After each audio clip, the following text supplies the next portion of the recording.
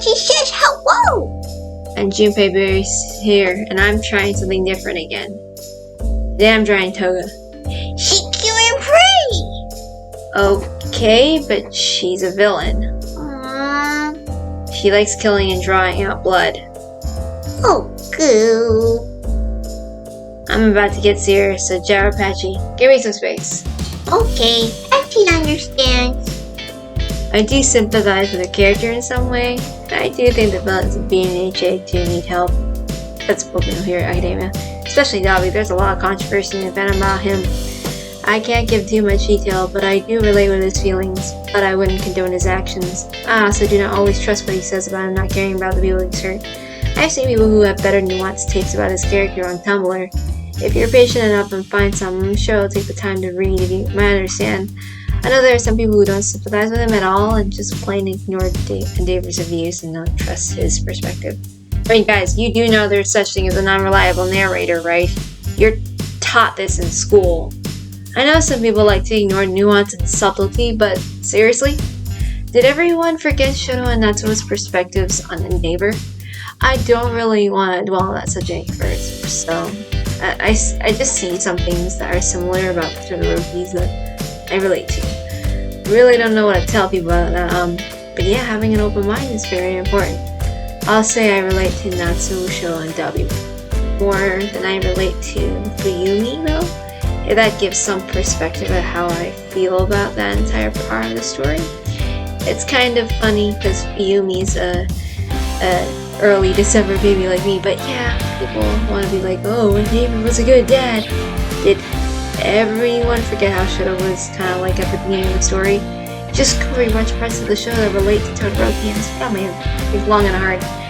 Anyway, I'm sorry I got serious. Gyro Apache, you can come back now. Hello. You draw her now? No, I'm sketching out her actual form now. You look like you drawing so fast. I spit it out. Cheater. If I'm a cheater, then you're a home invader. What? Where did you even come from anyway? The land of Gyro Apache. I'm guessing there's more of your kind somewhere messing with other people? You mean bully? Whatever. So you drawing and talking to me? No, this is footage. It's all pre-recorded. Now don't ask any more questions. But shh. Apache-san. Okay, I'm gonna draw her hair now. Ape! What? I see there is a thing into the future. You cannot look into the future. That's breaking the rules. Yes, I can. Meow meow. She's so cute and fluffy. Baby girl. Enough! I swear to God, do not look further into the video or I'm going to banish you from the rest of the video. No fun. She play with you. That's it. Get banished. No fair. Tell Apache cries.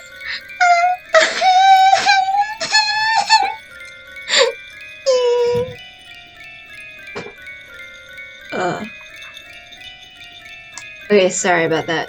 Gyro got carried away. So I have some drawing advice. So, when you draw a pose, you should always act out your pose. Yeah, act out and look in the mirror. I don't care if you think it looks cringe. It'll look great when you draw it. Plus, there's no point in being embarrassed yourself. It'll be better for you in the long run. It's not like you can always use a picture or a person as a reference. Sometimes your own body can be a reference. Plus, you get to feel the way your bones and muscles move when you make a pose.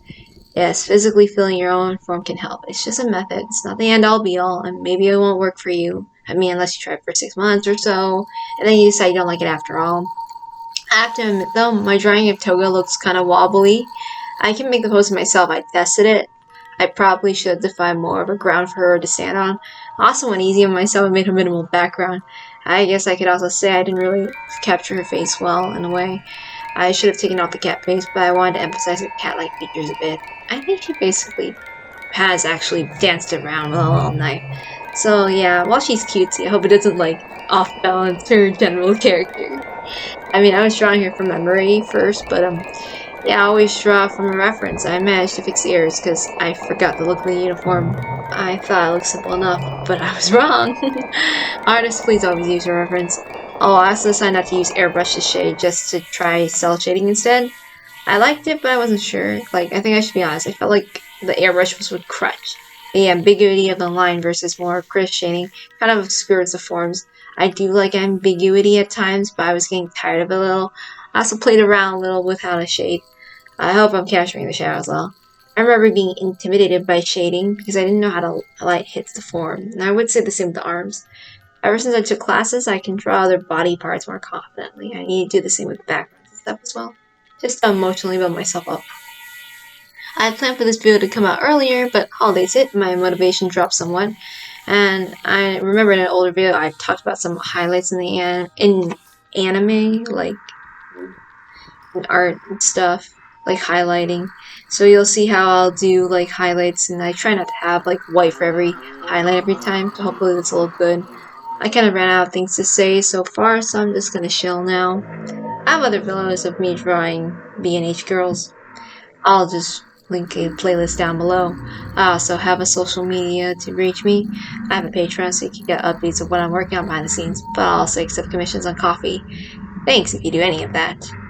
And thanks for watching the rest of the video as well.